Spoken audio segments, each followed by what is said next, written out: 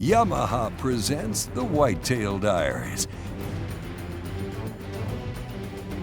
chronicling hunting adventures of the most plentiful and intelligent big game animal in North America.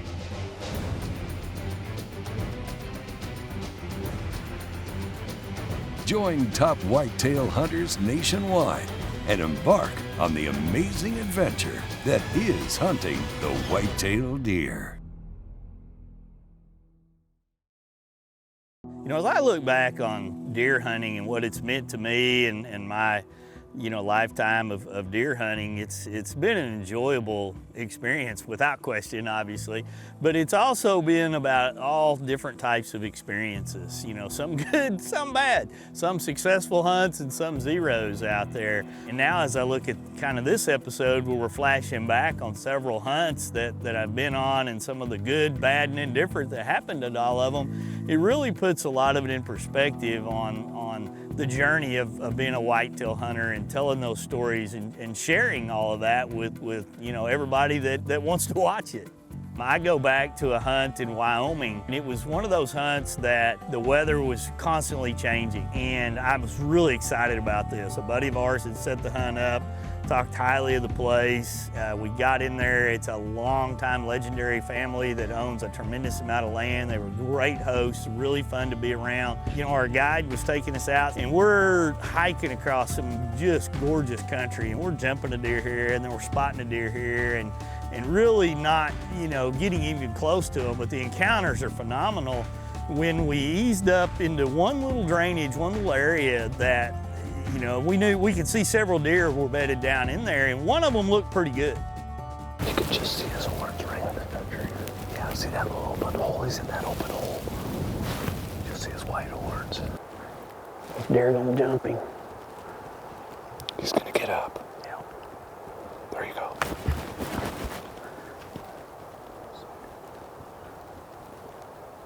No shot. After that encounter, looking at the weather forecast, as I had talked about before, I kind of had the feeling that this could very well be our last afternoon, and really our only afternoon to hunt at that point. The winds were going to get up to 50, and the temperatures were supposed to drop 30, 40, 50 degrees as well over a 3-day period, and the winds weren't going to subside. So I was a little worried that we needed to find a situation that we might find some success. Well, Rusty and I and our guide had seen a lot of deer clear out this one draw and go up on a ridge. Well, that draw had a lot of trails and a lot of big rubs on it on fence posts and trees going back to that alfalfa. My thought was, let's just set up along those trails, see if those deer get up before dark and work back to that alfalfa field.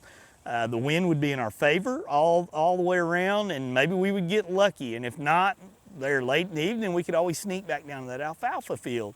So Rusty and I both just kind of set up in the tall grass. There really wasn't a great place for us to sit side by side, so we ended up about 20 feet away from each other on 2 separate trails while we're glassing up this ridge. I'm looking up that draw, and I see this buck coming along, and he clears that fence, and my heart started pounding right away. And I was just kind of enamored in the moment. I thought, if that buck gets close enough, I'm gonna take him. And sure enough, he's on a dead line right towards Rusty down that trail. And that moment will be forever ingrained in my mind. He's a good deer. Oh yeah.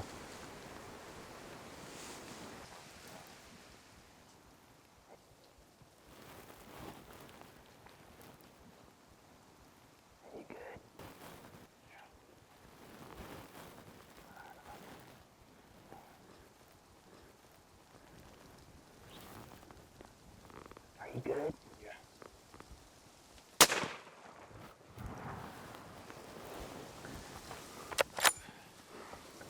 That's so cool. This Wyoming hunting, I love it every time I get to go to the west, and I don't come out here enough.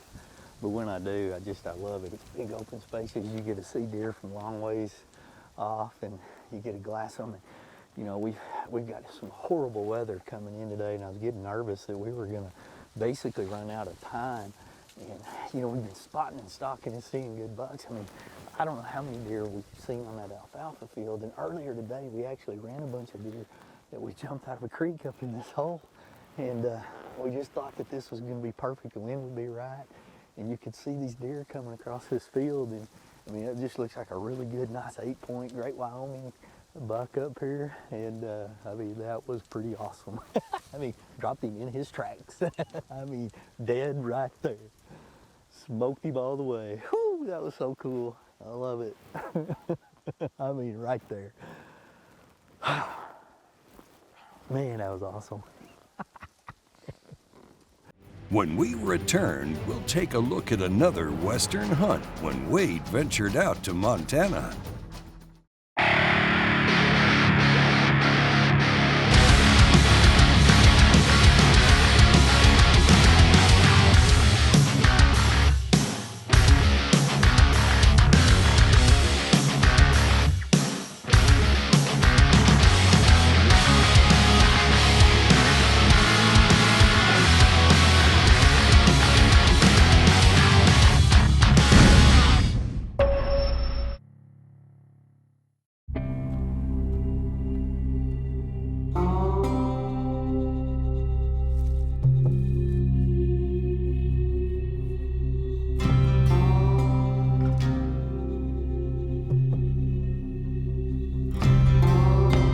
Trade hours for seconds.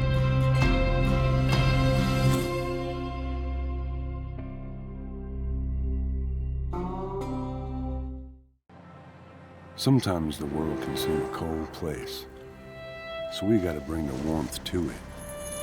Sometimes the world can seem a dark place, so we gotta become the light in it. Sometimes the world can seem a broken place, so we gotta strive to fix it. We prepare for the worst, but we must always, always expect the best. Welcome back to the Yamaha Whitetail Diaries with Wade Middleton. We're looking back at some of Wade's most memorable hunts, but as we all know, some hunts don't end with a deer on the ground, but they all end with good memories. I remember another hunt out west in Montana. We'd flown in, and the entire hunt was shaping up to be one that we were going to be glassing long distance. There were several people in our hunting party, and watching deer work in and out of several different food plots that were out there. And they would come to where we were at to bed down and chase does and just kind of work around and then go out into those fields and feed. We were also there a little bit during parts of the rut because we were seeing a lot of bucks chasing does. So anticipation and expectations were really high as we sat down. You know, day one become day three become day 5, and we were seeing 200 and 300 deer a day. But all the mature bucks or bucks that, you know, the ranchers and farmers in that area had been talking about were non-existent. So as our hunt began to end, we had to get a few driving shots of different Yamaha units. And so we swung way around, we'd gone up on some ridges, beautiful country. And as we're coming around and coming down this other 2-track on the far end, we glassed down there, and there are several bucks bedded down in this big field by a pivot, and they're just bedded down with this doe. I mean, there was one big mature buck and several little satellite bucks off to the side, and they've got her bedded down. We're looking at her watch. We've got about 2 hours. Let's see if we can't make something happen, was our immediate strategy.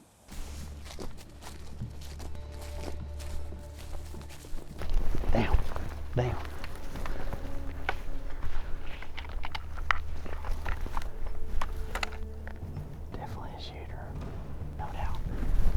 Just right at the end of that sage. Right there, this dark sage. He's 100 yards past it.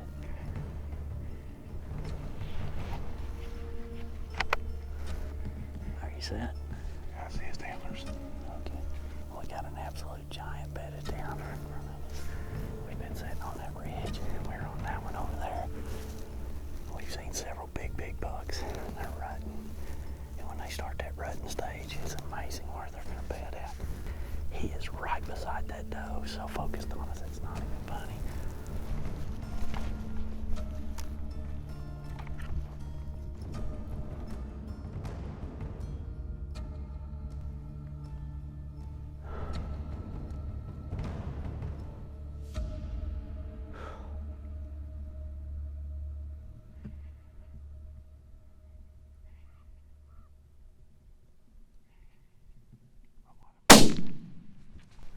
over his back. God.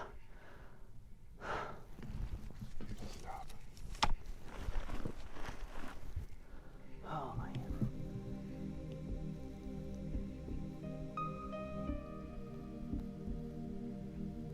What a buck.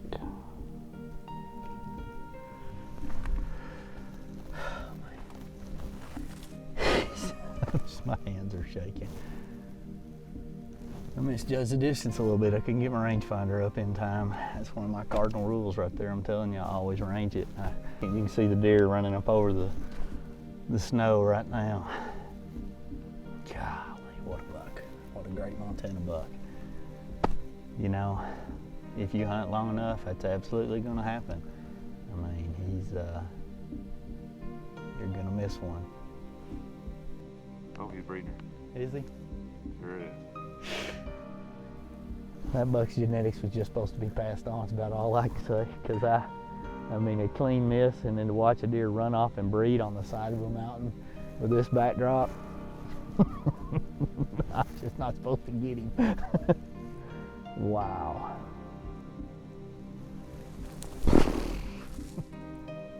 I need a helicopter to airlift me out after that. Oh, what an adventure, and a memorable entry into the Yamaha Whitetail Diaries. See you, buddy. You got me. You win. I bow to you. I vow to be back. Coming up next, we look back at the very first hunt with the Garmin Zero bow sight. There's no feeling like it. When you've prepped the gear, done the research, found the spot, nailed the presentation, and now there's only one thing left to do. Keep fishing. So gear up with all the best fishing gear, only at Bass Pro Shops and Cabela's. Shop in-store or online. Shorter, faster, never felt better. At 26.5 inches long and 440 feet per second, the Havoc RS440 is the fastest, most comfortable compact crossbow ever. Available with the all-new Garmin Zero Range-Finding Scope. Exact aim, any distance. Range, aim, and deliver at 440 feet per second. The all-new Havoc RS440 and Havoc RS440 Zero from 10 Point. Welcome back to the Yamaha Whitetail Diaries with Wade Middleton.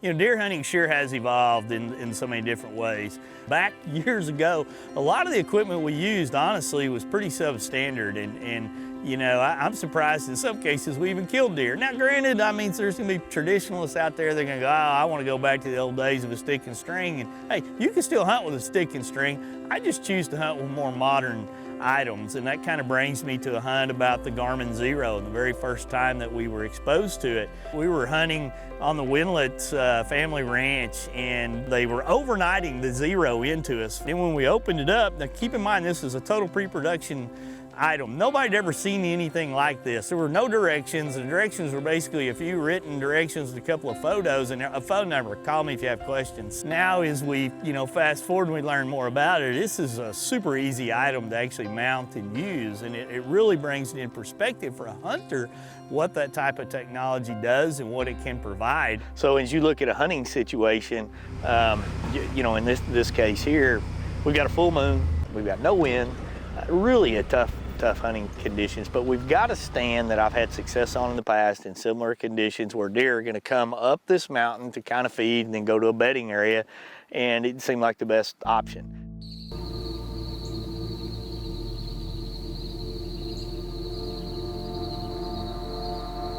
You know, the deer kind of comes in, he's doing his deer things, he's milling around out there, and I mean, I've got my hand on it, I'm sitting right here, I've popped a couple of ranges, not even at full draw yet, as he's going along, kind of learning different things, and I'm just watching this deer, and we've got some does over here that are kind of stamping and a little bit nervous, and he kind of pays them some attention, and he circles around the brush there, and he's slowly working his way from right to left. and I'm just in position. I've been in position many, many times and nothing happens, and I've been in position other times where it comes down perfect. When you get in that position, I talk about visualizing what's gonna happen, preparing in your mind, being prepared for that moment. And in my mind, I'm seeing what he's gonna do. I'm going through a new pre-shot routine because there's one extra step. I've actually thrown a couple steps out that I use in my own traditional bow. I've got one new step in here, which is the laser rangefinder to drop the pin out there. Probably couldn't have been a better scenario for me to test it because it's in the middle of what most people do, 26 yards. That's what it's showing up. Let it off, I'm at full draw, leg goes forward, let the arrow fly.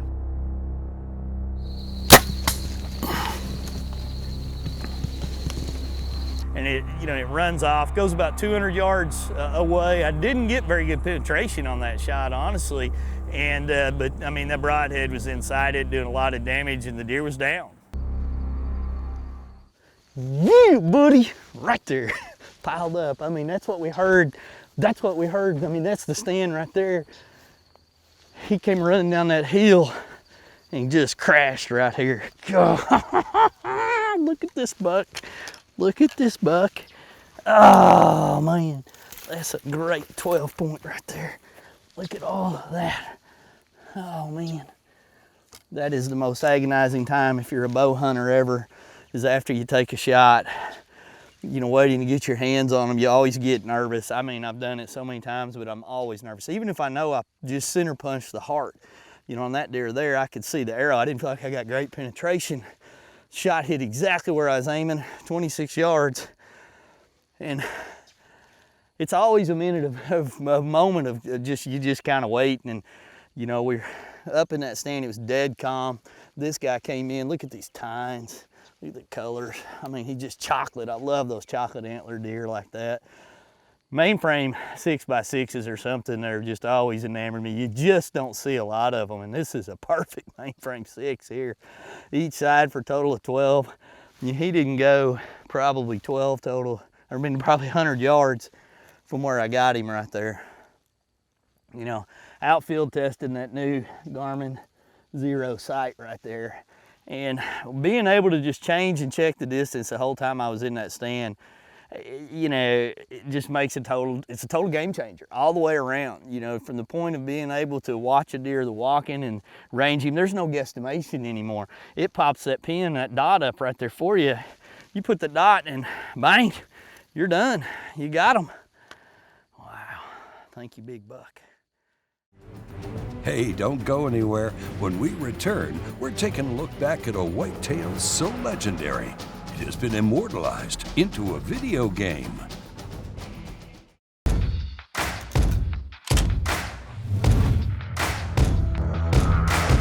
It's in our nature to protect, defending our heritage, our way of life, and the ones we love. It's your right. Don't give it up.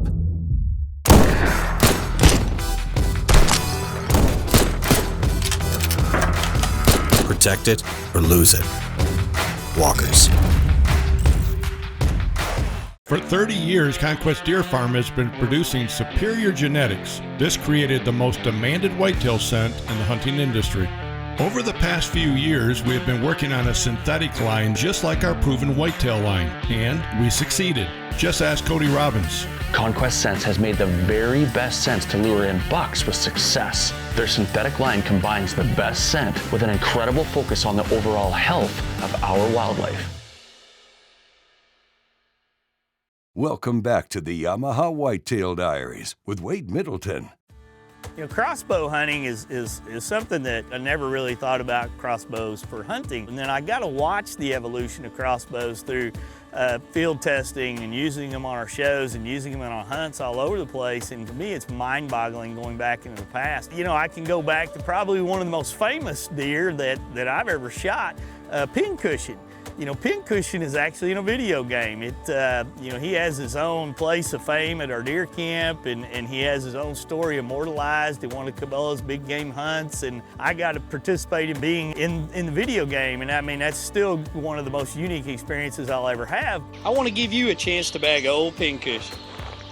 He's a wary old whitetail buck who's been shot several times before. Old pincushion will hang back and stick to cover until the rest of the herd has moved into the clearing. The reality with pincushion, I mean, it was so close to never happening. You know, you look at Gene Eisman, a buddy of mine, he wounded the deer. And then Steve Nessel actually got a shot at him and nicked the deer, hence his name became pincushion. And there was a season we never saw the deer. And then there was a huge flood. And Jeff and I were the only two people at camp trying to debate on even where we could go. We were driving ATVs, trying to slosh through the mud. We got into the stand. That deer was the furthest thing from our mind on that hunt. And I was lugging a crossbow, and we were climbing up in the killing tree, and you know, and we hadn't been in there very long at all when here comes old pincushion.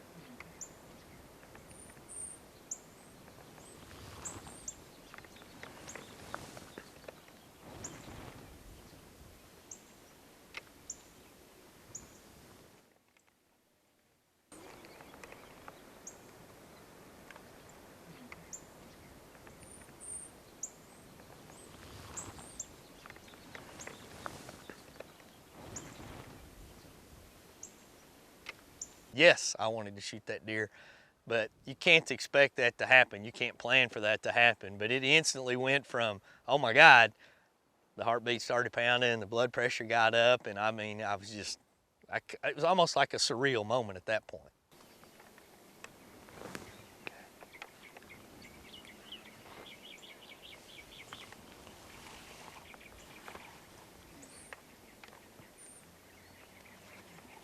I knew the exact distance of where that deer was standing. I had ranged it many, many times in the past, 26.5 yards. And as I raised that crossbow up, I knew exactly. I was waiting for that leg to go to this position where I'd be able to put the bolt exactly where it's at. What's amazing at that point, you know, even as seasoned as I am, my heart was pounding.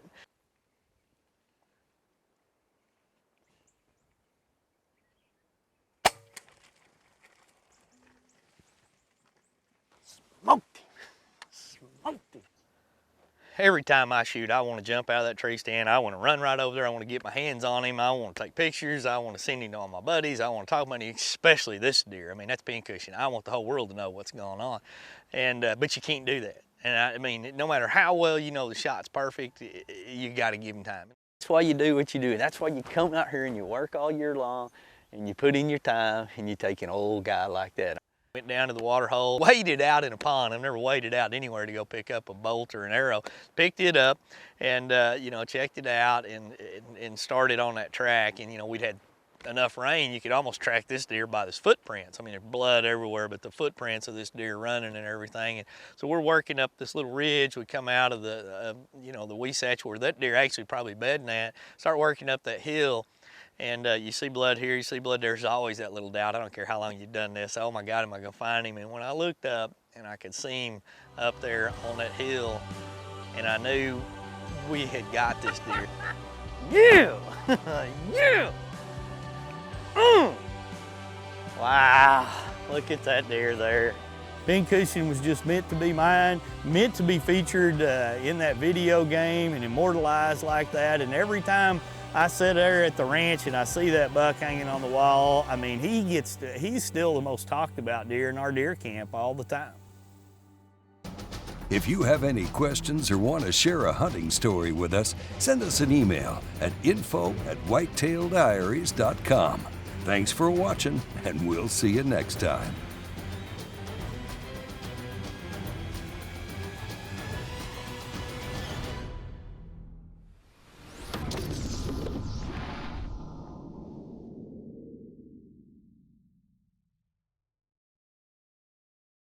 This episode was made possible by these partners.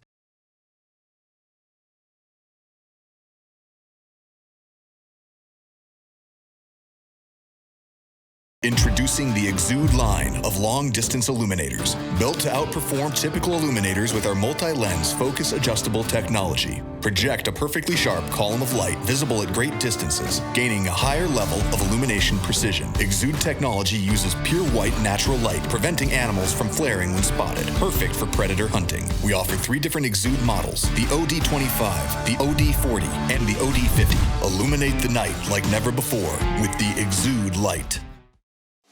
Money took the box blind industry by storm with the Bull. Now, they've taken it to the next level with the penthouse.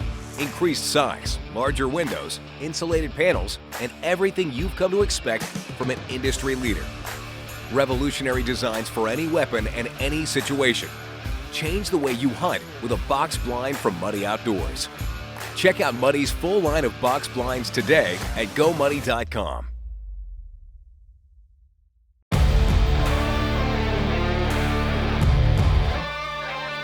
From sun up to sundown, day in and day out, we work hard. We play hard. And to keep us going during those long hours, we demand performance.